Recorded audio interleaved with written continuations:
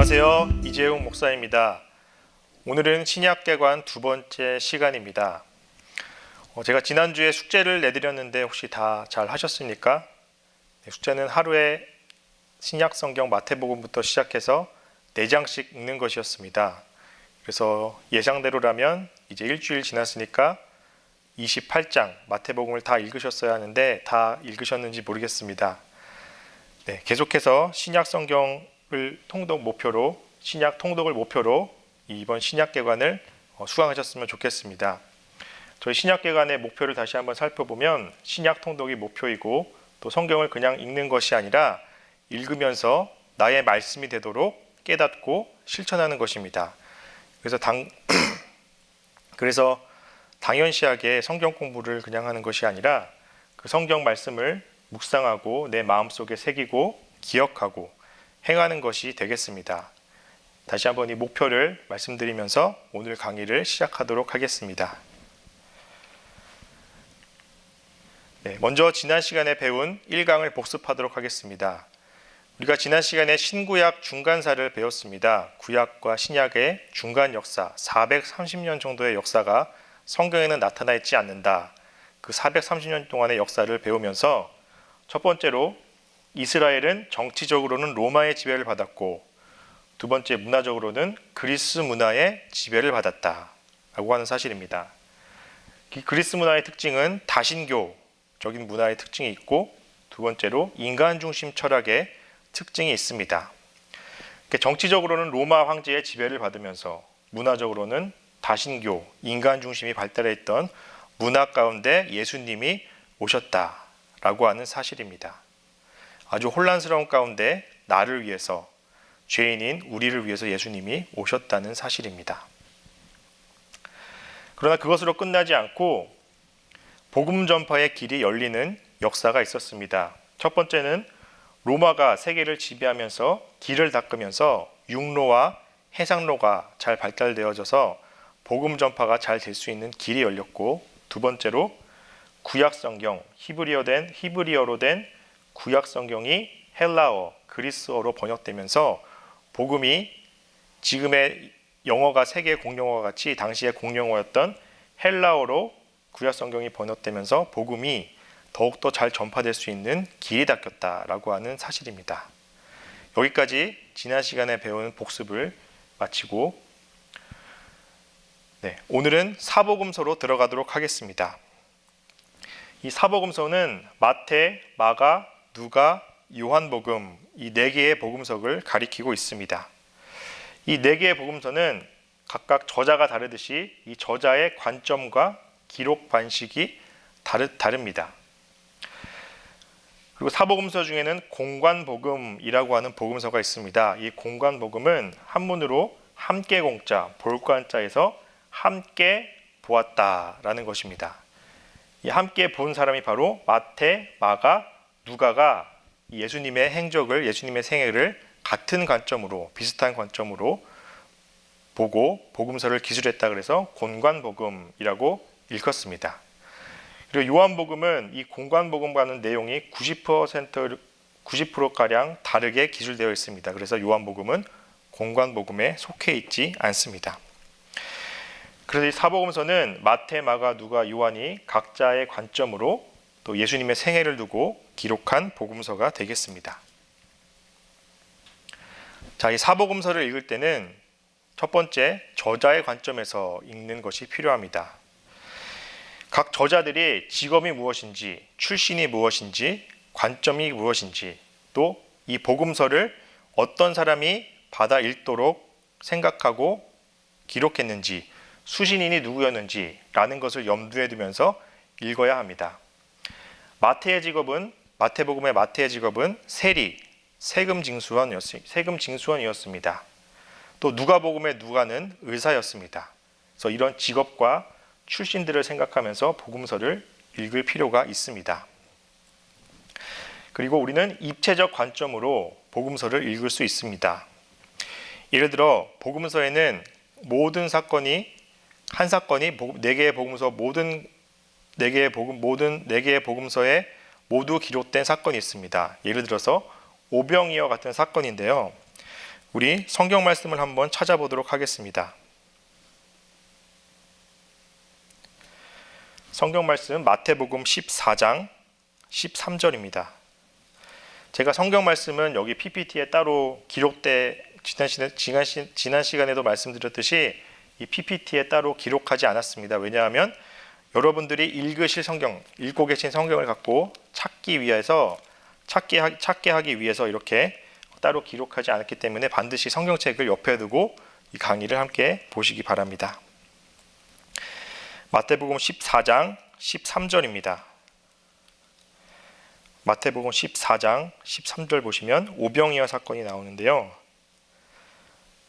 16절에 보시면 예수께서 이르시되 갈 것 없다 너희가 먹을 것을 주라. 제자들이 이르되 여기 우리에게 있는 것은 떡 5개와 물고기 2마리뿐이이다 하시고 이르시되 그것을 내게 가져오라 하시고 무리를 명하여 잔디 위에 앉히시고 떡 5개와 물고기 2마리를 가지사 하늘을 우러러 축사하시고 떡을 떼어 제자들에게 주심에 제자들이 무리에게 주니. 네, 이렇게 일반적으로 이렇게 우리가 잘 아는 오병이어 사건을 기록하고 있습니다. 그런데 이 똑같은 사건을 거기 보통 성경에 보면 그 13절 위에 제목이 있습니다. 5,000명을 먹이시다. 마가복음 6장, 누가복음 9장, 요한복음 6장 이렇게 같이 나온다라고 하는 그런 제목이 있습니다.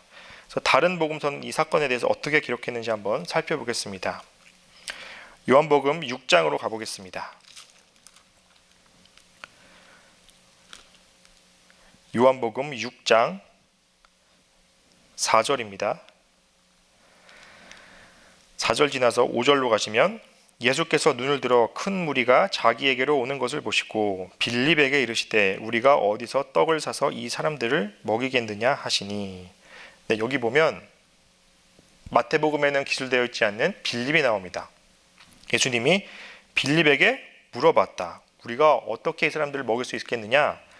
그 이유는 6절에 보시면 이렇게 말씀하심은 친히 어떻게 하실지를 아시고 빌립을 시험하고자 하심이라. 빌립을 시험하시려고 예수님께서 이런 말씀을 하셨다. 그리고 8절에 보니까 제자 중 하나 곧 시몬 베드로의 형제 안드레가 예수께 여짜오되. 또 여기서 보면 마태복음에 없는 안드레란 사람이 나옵니다. 안드레가 9절에서 여기 한 아이가 있어 보리떡 5개와 물고기 2마리를 가지고 있나이다 라고 말합니다. 자, 이 빌립과 안드레, 여기 한 아이라는 이 지칭은 마태복음에는 기술되어 있지 않습니다. 요한복음에만 기술되어 있습니다. 한마디로 같은 사건을 요한은 빌립과 안드레, 한 아이가 중요한 사건이었다, 중요한 일이었다라고 해서 이렇게 기록한 것이고, 마태는 이 빌립과 안드레, 한 아이는 중요하지 않고 단지 예수님께서 오병이어를 사람들에게 먹으셨다라고 하는 사실만 중요했기 때문에 마태는 이 빌립과 안드레, 한 아이를 뺀 것입니다. 그래서 우리는 이 같은 사건을 가지고도 어떤 사람이 보고 어떤 사람이 기술하느냐에 따라서 우리가 다르게 볼 수 있습니다. 우리가 드라마를 볼 때도 어떤 사람은 저 주인공 정말 나쁘다라고 생각할 수 있지만, 다른 사람은 저 주인공이 저렇게 행동하는 건 당연한 거야, 난 이해가 돼, 이렇게 생각할 수 있습니다. 어떤 같은 사건을, 같은 장면을 보는 것은 그 저자의 어떤 사람에 따라서 달라진다고 하는 사실입니다.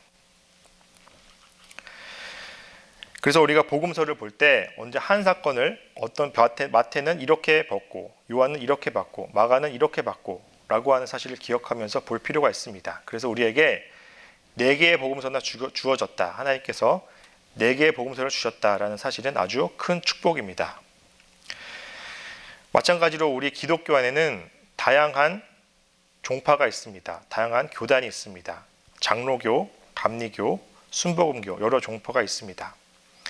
장로교는 순복음교에서 예배를 드릴 때 큰 소리로 기도하거나 큰 소리로 찬양하는 것을 기피하는 경향이 있습니다.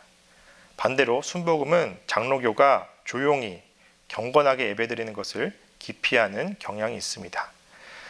여러분, 장로교가 옳을까요? 순복음이 옳을까요?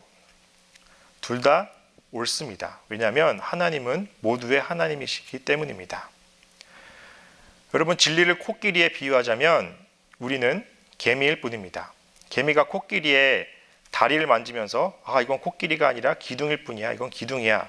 또 한 개미는 코끼리의 귀를 만지면서 이건 그냥 운동장이다 라고 생각하는 것처럼 우리의 개미인 우리의 사람들이 개미의 눈으로 진리이신 하나님을 다 볼 수 없습니다.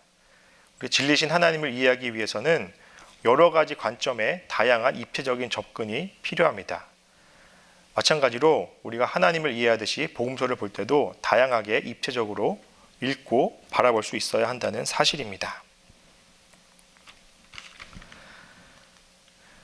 사복음서를 읽을 때 첫 번째는 저자의 관점에서, 두 번째는 예수님은 누구신가의 관점에서 읽으시기 바랍니다.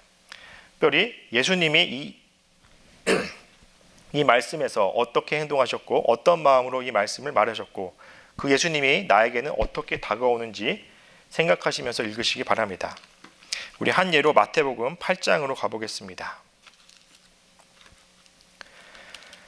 마태복음 8장 3절에 보시면 마태복음 8장 3절에 보시면 예수께서 손을 내밀어 그에게 대시며 이르시되 내가 원하노니 깨끗함을 받으라 하시니 즉시 그의 나병이 깨끗하여 진지라. 아멘. 또 15절 보시면 그의 손을 만지시니 열병이 떠나가고 여인이 일어나서 예수께 수종들더라. 아멘. 먼저 3절에 보시면 예수님께서 나병 환자의 몸을 만지십니다. 여러분 율법서에 보면은 거룩한 것과 부정한 것이 있습니다. 거룩한 것과 부정한 것이 만나면 거룩한 것이 부정하게 될까요? 부정한 것이 거룩하게 될까요? 거룩한 것이 부정하게 됩니다. 그래서 거룩한 사람들은 부정한 것을 멀리하라라고 이렇게 말씀합니다. 그런데 오늘 말씀해 보니까 거룩하신 예수님이 부정한 나병 환자에게 다가가서 손을 만지십니다. 율법서에 의하자면 그렇다면 거룩한 예수님이 부정하게 됩니다. 그러나 예수님은 율법을 뛰어넘으십니다. 예수님은 그 사랑으로 거룩하신 예수님이 부정한 것을 거룩하게 만들어 버리십니다. 왜냐하면 예수님은 이 부정한 것을 치유하는 것이 목표였고 사랑이 먼저였기 때문에 예수님은 자기의 손을 내밀어 부정한 것에 만지신 겁니다. 마찬가지로 예수님은 우리에게 이렇게 손을 대시고 다가오십니다. 우리의 마음에 손을 대시고 우리의 몸에 손을 대십니다. 이 말씀을 읽으면서 나를 만지시는 하나님, 나를 찾아오셔서 위로하시고 부정한 나를 거룩하게 하시는 예수님이다 라고 하는 것을 느낄 수 있습니다. 우리가 그러한 관점에서 예수님은 누구신가? 나에게 예수님은 이 말씀에서 어떤 분이신가? 라고 생각하면서 읽을 수 있어야 합니다. 요즘은 또 코비드 기간이라서 우리가 사람들을 대면하거나 접촉하지 못하는 그런 한계에 있습니다. 우리가 그럴 때일수록 예수님은 이 상황을 뛰어넘어서 나의 마음을 만지시고 손을 내밀어 나를 거룩하게 하시는 분이시다라고 하는 사실을 더욱더 깨달을 수 있는 귀중한 기회라고 생각합니다. 그래서 사복음서를 읽을 때 저자의 관점에서 또 예수님은 누구신가의 관점에서 읽으시기 바랍니다. 자, 그러면 우리 마태복음으로 넘어가도록 하겠습니다.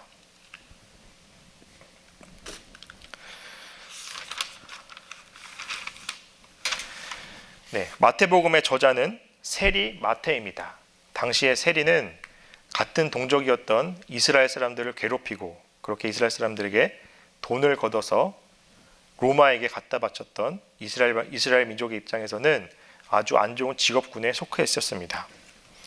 이 세리였던 마태는 아주 계산적이었고 지능적이었고 이성적인 사람이었습니다.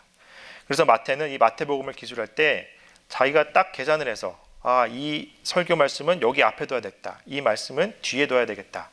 자기 나름대로 계산을 하고 정리를 해서 잘 배열시킨 복음서가 바로 마태복음서입니다. 기록은 AD 63년에서 67년 사이에 기록되었고 대상은 유대인을 대상으로 이스라엘 사람들을 대상으로 기록했습니다. 따라서 이 마태복음은 마태가 구약 성경을 가장 많이 인용하고 있는 복음서 중에 복음서라고 할 수 있습니다. 왜냐하면 유대인을 대상으로 써졌기 때문에 유대인들이 많이 읽고 있었던 구약 성경을 인용하면서 유대인들에게 이 복음서를 예수님을 소개하고자 한 것입니다. 자, 이 마태복음의 중심 주제 중에 하나는 바로 왕으로 오신 예수님, 이스라엘 사람 유대인에게 왕으로 오신 예수님. 그래서 진정한 왕은 누구인가? 라고 하는 주제 아래 이 마태는 마태복음을 써나가고 있습니다. 여러분, 사람들이 생각하는 왕이란 어떤 모습일까요? 우리 한국 사람들은 왕하면 아마 세종대왕을 가장 먼저 떠오르지 않을까 싶습니다. 왕이라고 하면 옛날에 조선시대에 빨간 골룡표를 입고 또 권위 있는 의자에 앉아서 그렇게 신하들을 내려다보던 그런 왕의 모습을 생각할 수 있습니다. 마찬가지로 이스라엘 사람들도 그렇게 멋있는 왕, 권위 있는 왕을 생각했을 겁니다. 전쟁에서 승리하고 우리를 많이 괴롭혔던 이방 나라들을 무찌르는 그런 권위 있는 왕, 우리를 배부르게 하고 잘 살게 할 수 있는 그런 왕을 기다리고 떠올렸을 겁니다. 이스라엘 사람들은 이사야의 메시아 예언 이후에 약 700년 동안을 그렇게 자기를 구원시키고 해방시켜줄 왕을 기다리며 살았습니다.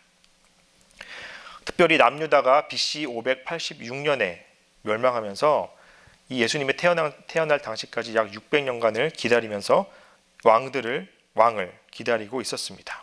그런데 예수님이 왕이다.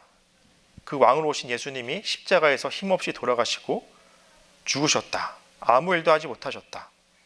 라고 하는 사실입니다. 여러분, 유대인들이 얼마나 충격에 빠지고 예수님을 왕으로 인정하지 못했을까요?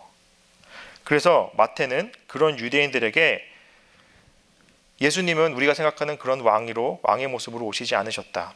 우리가 생각하는 왕의 관점은 그것이 아니다. 하나님의 관점으로서 왕은 어떤 분이신가? 라고 하면서 라는 생각으로 이 마태복음을 기술해 나가고 있습니다. 네, 먼저 이 지도를 보시면 여기가 이스라엘 지도입니다. 여기는 갈릴리 지역, 밑에는 유대 지역, 예루살렘에 있는 수도 유대 지역입니다. 예수님은 나사렛 사람이십니다. 갈릴리 사람이십니다. 주로 갈릴리 지역에서 활동하셨습니다. 예수님의 아버지 요셉은 나사렛 사람입니다. 그래서 나사렛에서 마리아와 약혼해서 이제 호적 기간이 되어서 베들레헴, 예루살렘으로 쭉 올라가다가 베들레헴에서 예수님을 낳게 됩니다. 그래서 예수님께서 베들레헴에서 태어나시고 그 당시에 또 이 소식을 들은 헤롯 대왕이 이 2살 미만의 남자들을 모두 죽여라 라는 소식을 듣고 유대를 떠나서 애굽으로 예수님을 데리고 이집트로 피난 가십니다. 그리고 얼마 지나지 않아서 다시 한번 나사렛으로 돌아와서 이제 나사렛 예수로서의 삶으로서 자라시게 됩니다. 자, 여기서 기억하실 것은 갈릴리 지역과 유대 지역이다라고 하는 것을 기억해 주시고, 자, 우리 마태복음 1장부터 한번 보도록 하겠습니다. 네, 마태복음 1장 1절을 한번 보도록 하겠습니다. 마태복음 1장 1절입니다. 아브라함과 다윗의 자손 예수 그리스도의 계보라. 아멘. 네, 마태복음은 누구를 위해서 쓰여졌다 그랬죠? 네, 유대인입니다. 유대인들에게 가장 중요한 사람은 아브라함이고 다윗입니다. 그래서 마태는 1장 1절부터 예수 그리스도는 아브라함과 다윗의 자손이다 라고 하는 것을 명시하면서 출발하고 있습니다. 그 아브라함과 다윗의 자손 예수의 족보를 쭉 나열하고 있는데요. 여기서 5명의 여인이 등장합니다. 바로 그 여인들은 다말, 라합, 룻, 우리아의 아내 마리아입니다. 이 5명의 여인들을 보시면 모두 정상적인 결혼 생활을 하지 못한 사람입니다. 다말은 시아버지였던 유다와 관계를 가져서 아기를 낳았고, 라합은 기생이었습니다. 그리고 룻은 남편을 잃은 과부였습니다. 또 우리아의 아내였던 바세바는 다윗에게 범해져서 또 아이를 낳게 됩니다. 또 마리아는 요셉과 동침도 하지 않은 사이에 성령으로 예수님을 잉태하게 됩니다. 이렇게 보잘것없는 정상적이지 않았던 여인들을 통해서 예수님이 왕으로 오셨다. 유대인들에게 이 사실을 기억시키면서 예수님은 우리가 생각하는 그런 왕의 족보에서 우리가 생각하는 그런 출생의 과정을 거치지 않으셨다라고 하는 사실을 깨닫게 하고 있는 것입니다. 특별히 여기 네 번째 우리아의 아내라고 기록하고 있는데 왜 밧세바라고 이름을 적지 않고 우리아의 아내라고 했을까요? 그 이유는 유대인들이 그렇게 좋아하는 다윗 왕이 우리아의 아내, 다른 사람의 아내를 범했다라고 하는 사실을 명시하고 있는 겁니다. 너희들이 그렇게 잘났다고 생각하는 그 다윗 왕도 이렇게 잘못을 해서 범죄를 저질렀다. 그러나 하나님은 그 범죄를 뛰어넘어서 예수님이라고 하는 메시아를 탄생시키셨다라고 하는 사실을 명시하고 있는 겁니다.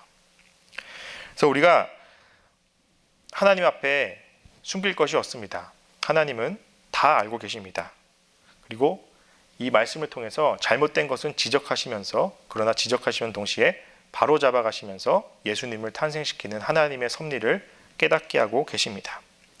그래서 우리가 생각하는 예수님은 세상적인 족보, 세상적인 왕으로 오신 것이 아니라 이렇게 실수가 많고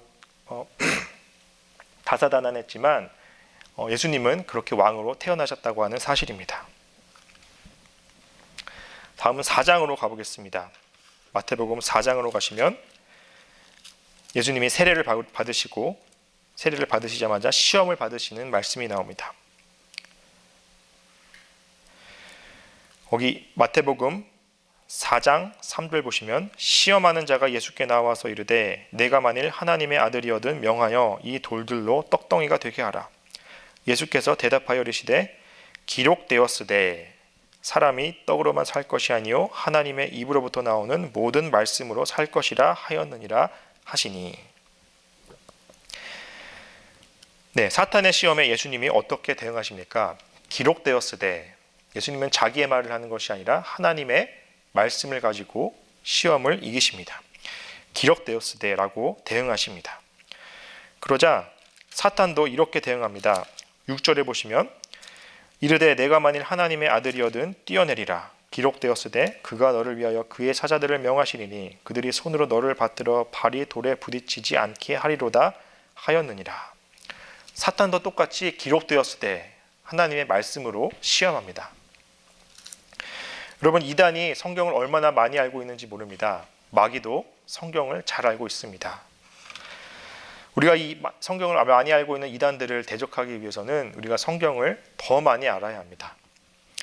이 말씀이신 예수님은 말씀으로 꽉 차 있었습니다. 그래서 사탄이 말씀으로 대적해 오더라도 그 꽉 차 있는 자신의 말씀으로 사탄을 이기고 있습니다. 여러분, 우리가 말씀으로 늘 입력되어 있어야 합니다. 늘 말씀으로 채워져 있어야 합니다. 그래서 말씀을 매일 읽어야 하는 것이고 설교 말씀을 들어야 하는 것이고 하나님 말씀을 암송해야 하는 것입니다. 우리가 말씀을 읽지 않고 말씀을 듣지 않는데 어떻게 말씀으로 시험을 이길 수 있겠습니까? 우리가 말씀을 입력하지 않고 다른 세상적인 것들, 유혹들, 돈, 걱정 그런 것들로 계속 입력한다면 우리는 시험에 빠져들게 되고 말 것입니다. 시험이 오면 말씀으로 대처하고 승리하지 못할 것입니다. 여러분, 말씀이신 예수님처럼 언제나 말씀을 입력하시고 말씀으로 승리하시기 바랍니다. 왕으로 오신 예수님은 바로 말씀의 예수님이셨다라고 하는 사실입니다.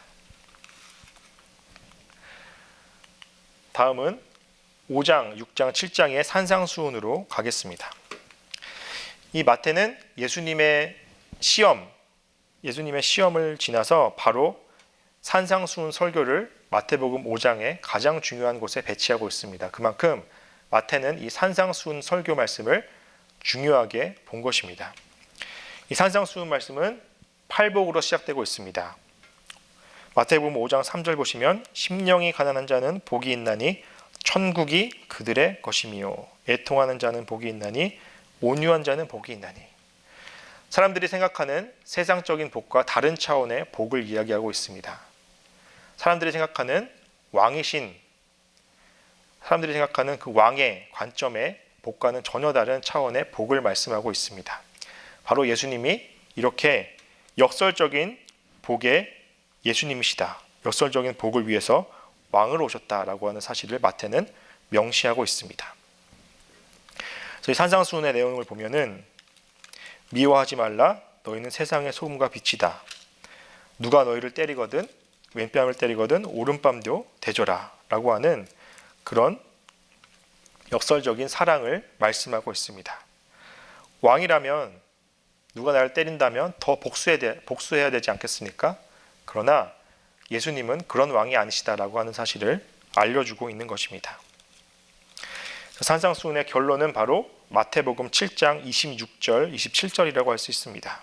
마태복음 7장 26절 보시면 나야 이 말을 듣고 행하지 아니하는 자는 그 집을 모래 위에 찍은 어리석은 사람 같으리니 비가 내리고 창수가 나고 바람이 불어 그 집에 부딪힘에 무너져 그 무너짐이 심하니라. 아멘.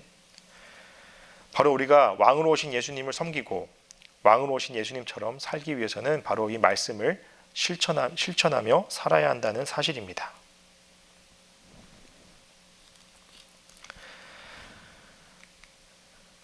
다음은 8장과 9장으로 가겠습니다. 8장, 9장은 예수님의 이적과 기사를 기술하고 있습니다. 특별히 마태복음 9장 35절을 보시겠습니다. 마태복음 9장 35절입니다.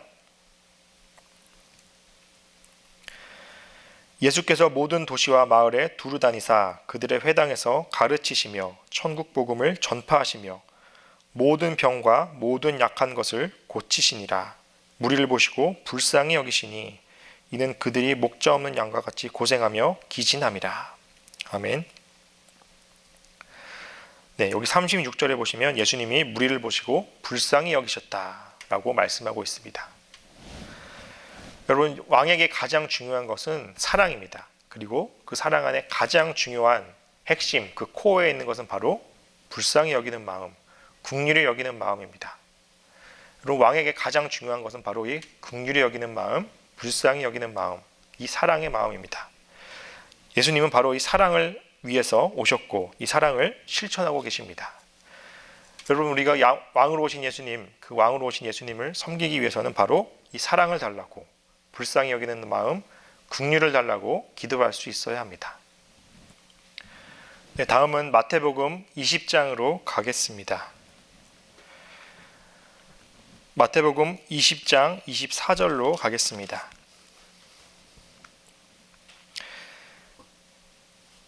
여기에 보면 세상 권력에 집착하는 제자들의 모습이 나옵니다. 거기서 21절에 보면 예수께서 이르시되 무엇을 원하느냐 이르되 나의 이 두 아들을 주의 나라에서 하나는 주의 우편에 하나는 주의 좌편에 앉게 명하소서. 그러니까 24절에 보면 열 제자가 듣고 그 두 형제에 대하여 분히 여기거늘 이렇게 말씀하고 있습니다. 이 제자들은 예수님과 함께 생활하고 함께 먹고 마셨지만 예수님이 정말 어떤 왕이셨는지 깨닫지 못하고 그 예수님 옆에서 더욱더 권력에 집착하는 모습만 보였습니다. 세베대의 아들의 어머니가 와서 자기의 아들 2명 야고보와 요한을 위해서 자리를 구하자 다른 열 제자가 듣고 이것을 분히 여겼다라고 24절은 말씀하고 있습니다. 그러니까 이 열 제자도 이 두 제자랑 똑같은 입장이었던 것이죠. 권력에 집착하는 모습을 보였습니다. 그러니까 예수님이 20장 28절에서 이렇게 말씀합니다. 27절부터 보겠습니다. 너희 중에 누구든지 으뜸이 되고자 하는 자는 너희의 종이 되어야 하리라. 인자가 온 것은 섬김을 받으려 함이 아니라 도리어 섬기려 하고 자기 목숨을 많은 사람의 대속물로 주려 함이니라. 아멘. 네, 이것이 바로 왕으로 오신 예수님의 모습이었습니다. 사람들을 위해 군림하려 하는 것이 아니라 낮은 자리, 종의 자리에서 섬기고 자기 목숨을 많은 사람의 대속물로 주기 위해서 낮아지려 오셨다라고 하는 사실입니다. 이것이 바로 왕이신 예수님의 모습이었고 우리가 나의 왕으로 섬길 예수님의 모습입니다. 나의 왕, 나의 주인이 내가 아니라 다른 사람들을 위해 군림하려는 그런 모습이 아니라 이렇게 예수님을 왕으로 모시고 예수님처럼 자기를 부인하고 자기를 더욱더 부인하고 섬기는 모습으로 낮은 자리로 낮아지려는 그런 모습이 우리에게 있어야 한다는 사실입니다. 다음은 22장으로 가겠습니다. 마태복음 22장 23절에 보시면 부활이 없다 하는 사두개인들이 그날 예수께 와서 물어 이르되 25절로 보시면 우리 중에 7형제가 있었는데 마지가 장가들었다가 죽어 상속자가 없으므로 그 아내를 그 동성에게 물려주고 그 둘째와 셋째로 7째까지 그렇게 하다가 최후에 그 여자도 죽었나이다. 그런즉 그들이 다 그를 취하였으니 부활 때에 7 중에 누구의 아내가 되리이까? 라고 예수님에게 질문합니다. 이 부활을 믿지 않는 사두개인들이 예수님을 테스트하려고 이렇게 부활에 관해서 질문을 합니다. 그러자 예수님이 29절에 너희가 성경도 하나님의 능력도 알지 못하는 거로 오해하였도다. 부활 때에는 장가도 아니가고 시집도 아니가고 하늘에 있는 천사들과 같으니라 라고 말씀합니다. 그러면서 32절에 나는 아브라함의 하나님이요 이삭의 하나님이요 야곱의 하나님이로라 하신 것을 읽어보지 못하였느냐. 하나님은 죽은 자의 하나님이 아니요 살아있는 자의 하나님이시니라 라고 말씀합니다. 여러분 이 32절에 보시면 나는 아브라함의 하나님이었고 이삭의 하나님이었고 야곱의 하나님이었다. 아브라함과 이삭과 야곱 모두 죽은 자의 하나님이었다라고 하는 것이 아니라 죽었지만 지금도 부활하여 살아있는 아브라함의 하나님, 이삭의 하나님, 야곱의 하나님 이렇게 산자의 하나님이라고 선포하시는 겁니다. 여러분 하나님은 우리의 삶과 죽음을 초월하시는 분입니다. 우리는 죽음이라고 생각하면 두렵고 죽음이라고 생각하면 끝이라고 생각하지만 죽음은 삶 이후에 또 다른 삶입니다. 또 다른 시작입니다. 우리가 부활을 믿는다면 지금 살아계시고 죽음 이후에도 내 안에 살아계실 그 예수님을 믿는 부활의 믿음을 가져야 합니다. 그것이 바로 왕으로 오신 예수님을 믿는 우리의 삶이 되겠습니다. 다음은 26장, 27장으로 가겠습니다. 예수님의 십자가에 달리기 직전의 모습입니다. 26장, 27장, 특별히 26장 38절 말씀 보겠습니다. 26장 38절 이에 말씀하시되 내 마음이 매우 고민하여 죽게 되었으니 너희는 여기 머물러 나와 함께 깨어 있으라 하시고 고민하신 예수님이 39절에 조금 나아가서 얼굴을 땅에 대시고 엎드려 기도하여 이르시되 십자가에서 달리기 직전에 겟세마네 동산에서 기도하십니다. 그리고 42절에 다시 두 번째로 나아가 기도하여 이르시되 44절에 세 번째 같은 말씀으로 기도하신 후 여러분 예수님이 왜 세 번씩이나 기도하셨을까요? 왕이신 예수님이 왜 무릎을 꿇고 세 번씩이나 기도하셔야 했을까요? 이것은 예수님도 왕이셨지만 예수님이 왕으로 모신 예수님이 자신이 왕으로 모신 하나님을 섬기기 위해서 하나님께 순종하기 위해서 세 번씩이나 기도하신 겁니다. 예수님은 왕으로 오셨지만 동시에 하나님을 왕으로 모시고 하나님께 순종하는 하나님의 아들의 모습을 보이셨습니다. 여러분 내가 나의 왕이 아닙니다. 나의 왕은 하나님입니다. 예수님도 하나님을 왕으로 섬기는데 나라고 어떻게 감히 하나님을 왕으로 섬기지 않을 수 있겠습니까? 나의 왕은 하나님이고 우리 가정의 왕은 하나님이고 나의 직장, 회사의 왕은 하나님이고 우리 교회의 왕도 하나님이십니다. 이렇게 우리는 예수님처럼 세 번이나 기도하며 순종하려는 그런 모습을 보인 예수님을 본받아서 하나님을 왕으로 모시려는 순종의 모습이 있어야 합니다. 다음은 28장 부활하여 함께 하시는 예수님입니다. 28장 19절 20절 말씀입니다. 그러므로 너희는 가서 모든 민족을 제자로 삼아 아버지와 아들과 성령의 이름으로 세례를 베풀고 내가 너희에게 분부한 모든 것을 가르쳐 지키게 하라. 볼지어다 내가 세상 끝날까지 너희와 항상 함께 있으리라 하시니라. 아멘. 예수님은 우리에게 이 지상 명령을 주시면서 세례를 베풀고 모든 것을 가르쳐 지키게 하라 라고 명령하시면서, 왜냐하면 내가 끝날까지, 세상 끝날까지 너희와 항상 함께 있으리라 라고 약속하십니다.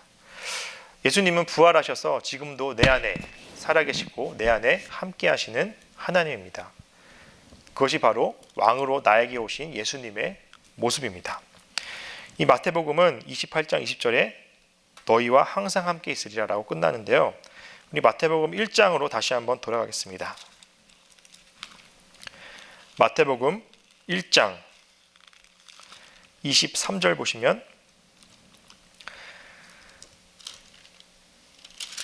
보라 처녀가 잉태하여 아들을 낳을 것이요 그의 이름은 임마누엘이라 하리라 하셨으니 이를 번역한즉 하나님이 우리와 함께 계시다 함이라. 아멘. 이렇게 이사야 7장에 있는 말씀을 마태는 인용하면서 마태복음 1장을 시작합니다. 그리고 28장에 너희와 항상 함께 있으리라 라고 하면서 끝을 맺습니다. 왕으로 오신 예수님은 나와 항상 함께 하시는 분이십니다. 우리가 그것을 반드시 기억하면서 왕으로 오신 예수님을 위해서, 왕으로 오신 예수님을 섬기며 살아가시기 바랍니다. 자, 오늘은 마가복음까지 나아가도록 하겠습니다. 네, 마가복음의 저자는 마가입니다. 이 마가는 바나바, 사도행전에 나오는 바울과 함께 전도여행을 했던 바나바의 생질입니다. 바나바의 조카였습니다. 그것이 바로 골로새서 4장 10절에 나옵니다. 우리 나중에 한번 찾아보시기 바랍니다. 그리고 마가는 사도행전 13장에 보면 바울과 바나바와 함께 전도여행을 갔던 마가 요한이라는 사람으로 또 나옵니다. 이 마가는 부자였을까요? 가난한 자였을까요? 네, 마가는 집이 부유했습니다. 그 한 예가 바로 여러분 우리가 잘 아는 사도행전 2장에 마가의 다락방, 성경에는 마가라는 단어가 없지만 마가의 다락방으로 많은 성경학자들이 그렇게 해석하고 있습니다. 이 마가의 다락방은 우리가 알고 있는 한국의 다락방이 아니라 당시에 2층 집 120명 정도가 모두 함께 들어갈 수 있는 아주 큰 집이었습니다. 그래서 마가는 당시에 아주 부유한 삶을 살고 있었다라는 것을 우리가 알 수 있습니다. 이 마가의 다락방에서 예수님이 십자가에 달리시기 직전에 제자들과 함께 최후의 만찬을 했던 장소가 바로 이 마가의 다락방이다 라고 성경학자들은 또 그렇게 많이 해석하고 있습니다. 아무튼 그렇게 마가는 부유하게 자랐습니다.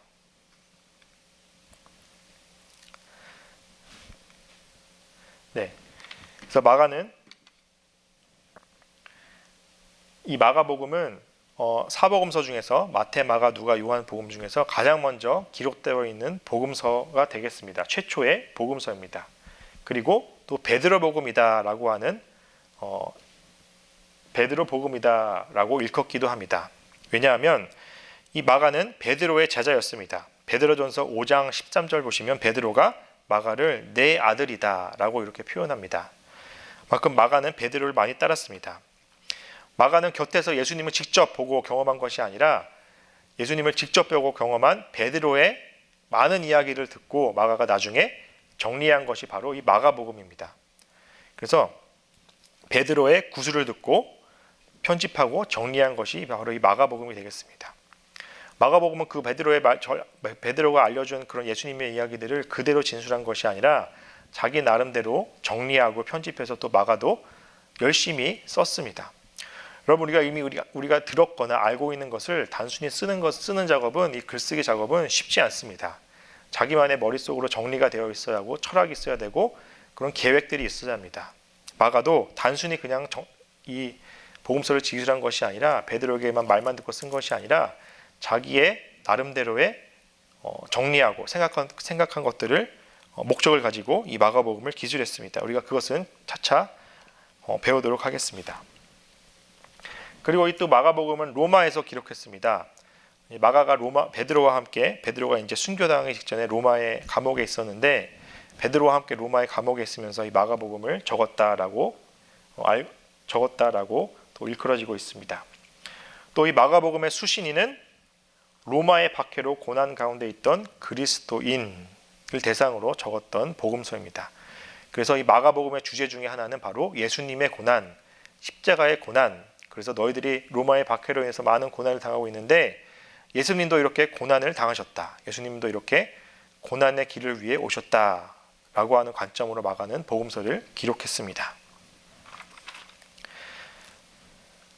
네, 그리고 사도행전 12장을 보시면 거기서 베드로가 감옥에 투옥되어 있다가 천사가 이렇게 깨워져서 베드로를 투옥시키는 장면이 나오는데 또 베드로가 거기서 이제 사람들이 모여서 기도하고 있는 집을 찾아갑니다. 그래서 문을 두드리고 있는데 바로 그 집이 바로 성경 말씀에 보면 마가의 어머니 마리아의 집이었다라고 이렇게 나옵니다.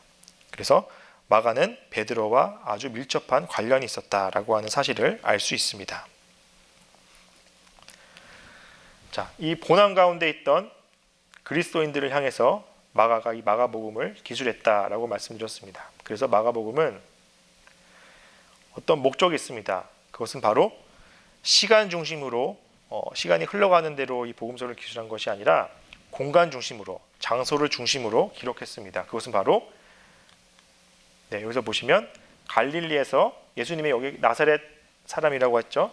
갈릴리에서 생활하시던 예수님이 여기 예루살렘까지 가는 길을 통해서 예루살렘 땅에 도착해서 십자가에 달리시는 요 장소를 모티브로, 이 길을 모티브로 마가복음을 기록했습니다. 그래서 예수님의 길, 갈릴리에서 예루살렘으로까지 가는 그 장소를 중심으로 이 마가복음을 기술했습니다. 그래서 이 길은 예수님이 고난을 향하여서 가고 있는 길이다.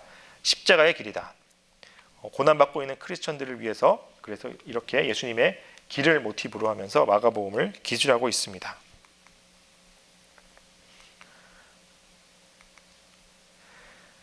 네, 그래서 첫 번째로 갈릴리에서의 사역, 그리고 갈릴리에서 예루살렘으로 가는 길 8장부터, 그리고 마지막으로 예루살렘에서의 모습을 예루살렘에서 계시다가 십자가에 달려 돌아가시는 예수님의 모습을 기록하고 있습니다. 그래서 가장 간결하고 핵심적이고 함축시켜서 마가는 마가복음을 16장으로 짧게 기술하고 있습니다. 그런데 여기 보시면 갈릴리 사역과 예루살렘으로 가는 길, 요 8장 26절과 27절 요 사이에 맹인이 등장하고 또 예루살렘으로 가는 길에서 예루살렘으로 들어간 요 사이에 또 맹인이 등장합니다. 여기 맹인을 두 군데 배치시키면서 마가가 말하고자 하는 그런 요점이 있습니다. 그것은 바로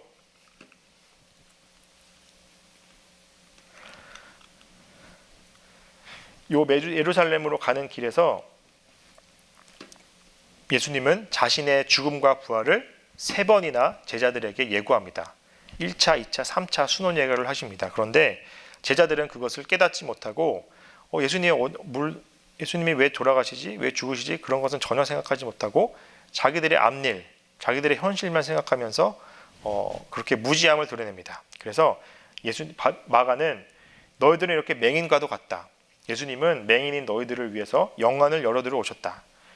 예수님은 너희들에게 계속해서 고난과 부활을 말씀하시지만 너희는 맹인으로 눈이 어두워졌다라고 하는 사실을 마가는 알려주고 싶었던 것입니다. 우리 마가복음 8장으로 한번 가보겠습니다.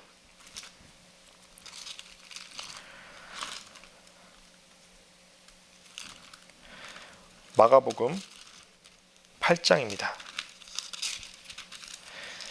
8장 23절 보시면 예수께서 맹인의 손을 붙잡으시고 마을 밖으로 데리고 나가사 눈에 침을 뱉으시며 그에게 안수하시고 무엇이 보이느냐 물으시니 쳐다보며 이르되 사람들이 보이나이다. 나무 같은 것들이 걸어가는 것을 보나이다 하거늘 이에 그 눈에 다시 안수하매 그가 주목하여 보더니 나아서 모든 것을 밝히 보는지라. 아멘. 여기 25절 보시면 이에 그 눈에 다시 안수하심에 예수님이 다시 안수하십니다.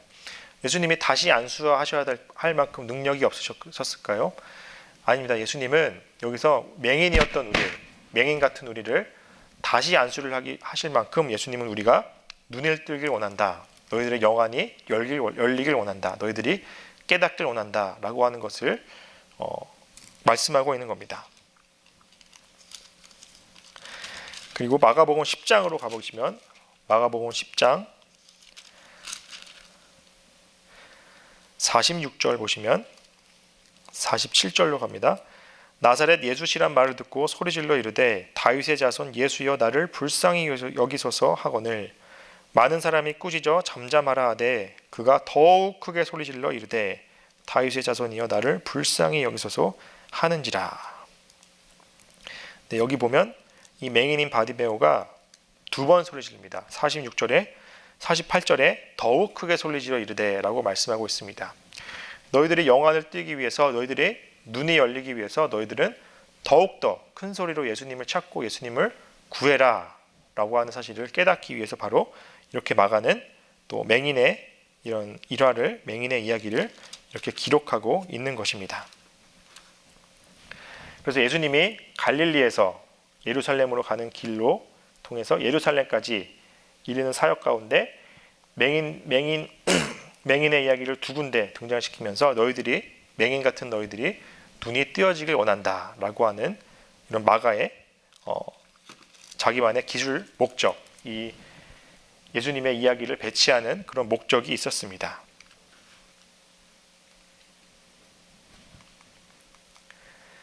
네, 우리 마가복음 1장부터 보시면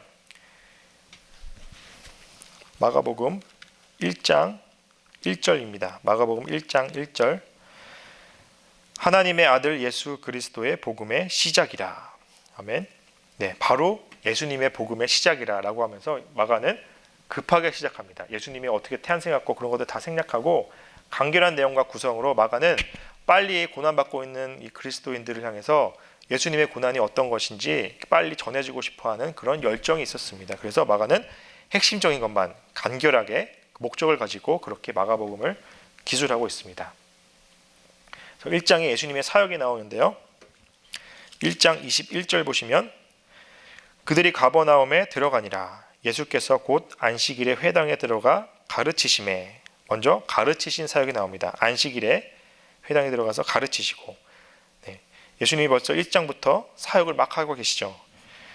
가르치시고 25절에 보시면 예수께서 꾸짖어 이르시되 잠잠하고 그 사람에게서 나오라 하시니 쫓기 사역을 하십니다. 귀신을 쫓아내시고 29절에 보시면 회당에서 나와 곧 야고보와 요한과 함께 시몬과 안드레의 집에 들어가시니 시몬의 장모가 열병으로 누워있는지라 사람들이 곧 그 여자에 대하여 예수께 여짜온데 나아가사 그 손을 잡아 일으키시니 열병이 떠나고, 네, 베드로의 장모의 집에 방문하면서 신방을 하시면서 또 치유하십니다. 가르치시고 축귀하시고 치유하십니다. 많은 일들을 하십니다. 그리고 31절에 보면 여자가 그들에게 수종드니라. 이 여자가 자기의 몸이 치유되니까 이제 이 예수님과 손님들을 향해서 밥을 지어주고 이렇게 또 예수님이 식사까지 하십니다. 그러는 와중에 32절에 보면 저물어 하실 때에 모든 병자와 귀신 들린 자를 예수께 데려오니 온 동네가 그 문 앞에 모였더라. 예수님의 소문이 난 겁니다. 예수님이 베드로의 장모를 치유하고 있는 그 소문이, 예수님이 이제 장모를 치유하고 식사를 하던 그 와중에, 그 몇 시간 와중에 소문이 나서 많은 병자들이 그 집 앞에 몰려듭니다. 예수님이 가르치시고 축귀하시고 또 신방하시고 치유하시고 그러면서 이제 집에 가려고 하니까 많은 병자들이 모여 있는 겁니다. 그런데 예수님이 어떻게 하시니까 34절에 보면 예수께서 각종 병이 든 많은 사람을 고치시며 많은 귀신을 내쫓으시되 귀신이 자기를 알므로 그 말하는 것을 허락하지 아니하시니라. 예수님은 너희들 집으로 돌아가라, 너무 많이 왔다 이렇게 하는 것이 아니라 그 온 모든 사람들을 한 사람 한 사람 치유하시고 축귀하시고 귀신을 쫓아내시면서 이 사람들을 다 직접 돌봐주십니다. 예수님이 이렇게 한 사람 한 사람 긍휼히 여기면서 최선을 다해서 사역하셨습니다. 그리고 35절에 보면 그렇게 많은 사역하시고 그 다음날 새벽 아직도 밝기 전에 예수께서 일어나 나가 한적한 곳으로 가사 거기서 기도하시더니 라고 기록하고 있습니다. 예수님은 이렇게 많은 사역을 한 그 다음날 새벽에 일찍 일어나 기도하는 모습을 보이셨습니다. 왜냐하면 기도가 가장 중요한 일이었기 때문입니다.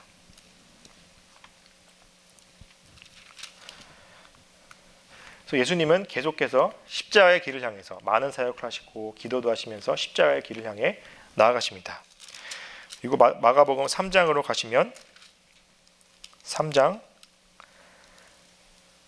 14절에 12제자를 부르시는 장면이 나옵니다. 3장 14절 보시면 이에 12를 세우셨으니 이는 자기와 함께 있게 하시고 또 보내사 전도도 하며 귀신을 내쫓는 권능도 가지게 하려 하심이로라. 왜 예수님이 제자를 부르셨냐? 부르신 목적이 무엇입니까? 전도하기 위해서, 권능을 가지게 하기 위해서. 그 이전에 먼저 14절에 이는 자기와 함께 있게 하기 위해서 제자들을 불렀다라고 하는 사실입니다. 저희가 제자 훈련을 하는 목적이 무엇입니까? 예수님이 우리를 제자로 부르신 근본적인 목적이 무엇입니까? 그것은 바로 예수님과 함께 있기 위해서입니다. 예수님과 함께 지내고 대화하고 교제하고 식사하고 예수님과 함께 그렇게 지내는 훈련을 하는 겁니다. 예수님과 대화하고 예수님과 함께 놀고 예수님과 함께 교제하는 것이 바로 나를 제자로 부르신 목적이 된 것입니다. 바로 그 이후에 예수님이 전도도 하게 하시고 귀신을 내쫓는 권능도 주시는 것입니다. 우리는 언제나 이 제자 훈련, 우리가 제자됨의 목적은 바로 예수님과 함께 있기 위함, 예수님과 같이 하기 위함이라는 것을 꼭 명심하시기 바랍니다.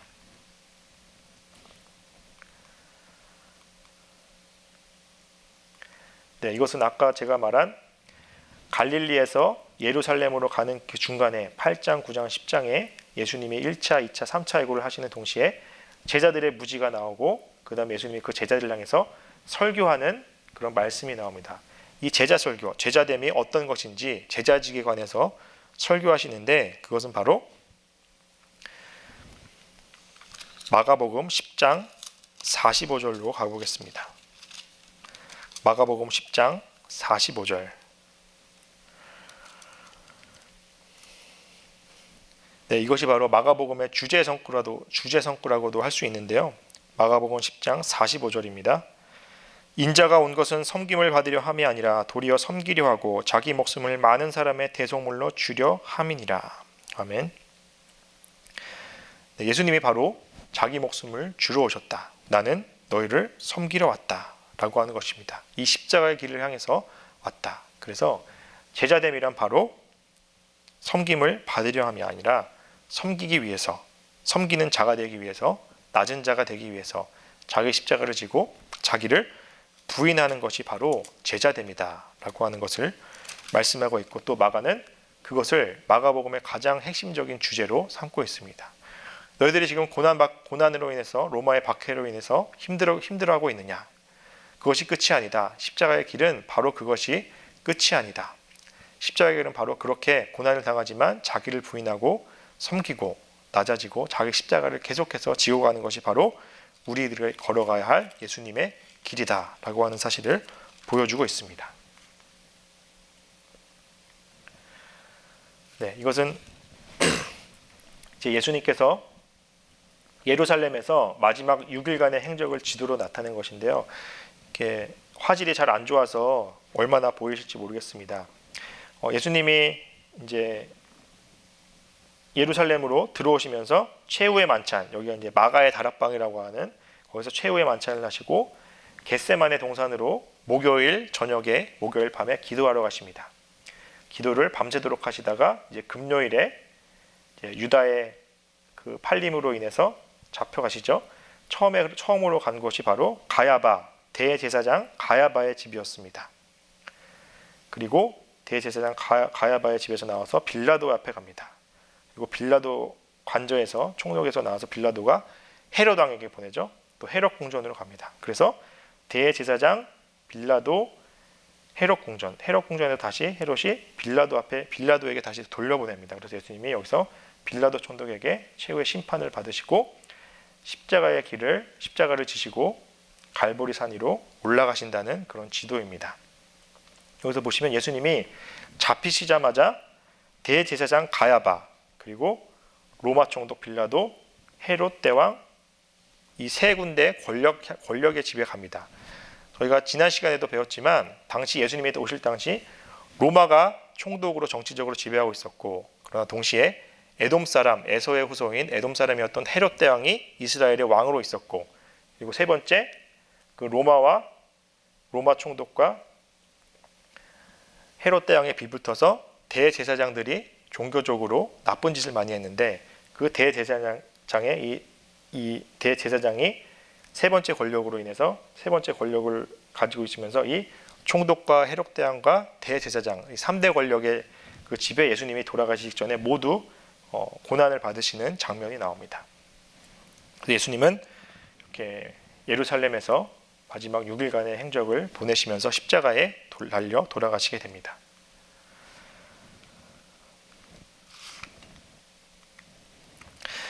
네, 예수님이 십자가에서 달려 돌아가기 직전에 우리가 마가복음 15장 21절 말씀을 한번 보겠습니다. 마가복음 15장 21절 말씀입니다. 마침 알렉산더와 루포의 아버지인 구레네 사람 시몬이 시골로부터 와서 지나가는데 그들이 그를 억지로 같이 가게 하여 예수의 십자가를 지우고, 네, 구레네 사람 시몬이 예수님이 십자가를 지나가시는 그 길의 근처에 있다가 덩치가 좋았나 봅니다. 그래서 예수님이 계속해서 쓰러지시고 십자가를 지지 못하시니까 이 구레네 사람 시몬을 시켜서 억지로 십자가를 지고 가게 하는 그런 장면이 나옵니다. 여러분이 구레네 시몬이 그래서 이 십자가를 억지로 지고 가게 됐는데, 억지로 십자가를 지고 억지로 십자가의 길을 갔지만 이 구레네 시몬은 억지로 갔던 그 십자가의 길이 자신의 가정이 구원받는 그런 구원의 축복을 받았습니다. 그래서 초대교회의 일원이 되게 됩니다. 로마서 16장을 한번 가보겠습니다. 제가 따로 이렇게 기록해 두지 않았습니다. 일부러. 죄송하지만 성경을 찾아주시기 바랍니다. 로마서 16장 13절 보시면 주 안에서 택하심을 입은 루포와 그의 어머니에게 문안하라. 그의 어머니는 곧 내 어머니니라. 바울이 루포와 그의 어머니에게 문안하라 이렇게 인사를 하죠.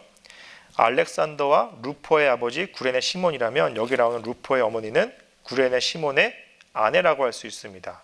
그래서 이 구레네 시몬 집안 전체가 구원을 받았다. 그 구원을 받는 계기는 바로 십자가를 지고 십자가의 길을 따랐다, 걸어갔다 라고 하는 것이 계기가 되어서 구원을 받았다고 하는 것입니다. 여러분, 우리가 때로는 억지로 우리가 십자가를 져야 할 때가 있습니다. 억지로 힘들지만 십자가의 길을 가야 할 때가 있습니다. 하지만 그것이 힘든 것으로 끝나지 않습니다. 구레네 시몬이 구원의 축복을 받은 것처럼 십자가의 길 그 끝은 바로 영광의 길이 있습니다. 바로 구원의 축복이 있습니다. 우리는 모두 십자가의 길을 걸어가는 사람입니다. 마가복음의 저자인 마가는 바로 로마의 박해를 받는 그리스도인들을 향해서 십자가의 길을 함께 걸어가자. 바로 이 고난을 함께 걸어가자. 고난의 길을 걸어가자. 그러나 그것이 끝이 아니라 그 길 끝에는 예수님의 영광의 길이 있다. 영광의 모습이 있다. 라고 하는 사실을 우리들에게 약속하고 보여주고 있는 것입니다. 네, 오늘 강의를 다시 한번 정리하도록 하겠습니다. 우리가 사복음서를 읽을 때는 이 저자의 관점에서 이 사복음서를 기록한 저자가 어떤 출신인지, 어떤 직업이었는지, 어떤 관점으로 기록하고 있었는지 그것을 염두에 두면서 읽으시기 바랍니다. 그리고 예수님은 어떤 분으로 나에게 다가오고 있는지, 예수님은 누구신지 라고 예수님은 누구신가 라는 관점으로 사복음서를 읽어 나가시기 바랍니다. 오늘은 마태복음과 마가복음을 다뤘습니다. 마태복음은 왕으로 오신 예수님, 이스라엘인들을 대상으로 하고 있는 이 마태복음은 이스라엘인들이 기다리고 있던 왕은 너희들이 생각하고 있는 그런 왕이 아니다. 왕으로 오신 예수님은 너희를 우리가 생각하는 군림하는 그런 왕이 아니라 너희를 섬기기 위해서 낮은 자리에서 우리를 섬기고 사랑하기 위해서 오신 왕으로 오신 예수님이다 라고 하는 사실입니다. 그리고 그 왕으로 오신 예수님은 나와 함께하기 위해서 오셨다. 나와 영원히 함께하실 것이다. 라고 마태복음은 약속하고 있습니다. 그리고 마가복음은 십자가의 길을 향해서 나아가는 그 예수님, 이 장소를 중심으로, 공간을 중심으로 이 마가복음을 기록하면서 고난의 길을 향해서 나아가시는 예수님, 우리는 맹인과 같이 눈이 어둡고 그것을 깨닫지 못하지만 예수님의 사랑으로 영안이 열려서 그 십자가의 길 끝에 그 너머를 깨닫고 그 영광의 길로 나아가면서 예수님의 길을 따라가야 한다. 자기를 부인하고 자기 십자가를 지고 예수님의 길을 따라가야 한다라고 마가복음은 정리하고 있습니다. 우리 오늘 배운 말씀을 다시 한번 여러분들의 가슴 속에 같이 새기시면서 또 매일 성경을 4장씩 읽어나가시면서 우리 신약 성경을 계속해서 읽어나가시면서 예수님을 더욱더 경험하고 또 나의 말씀으로 마음에 새기고 기억하고 실천하는 저와 여러분 되시기 바랍니다. 감사합니다.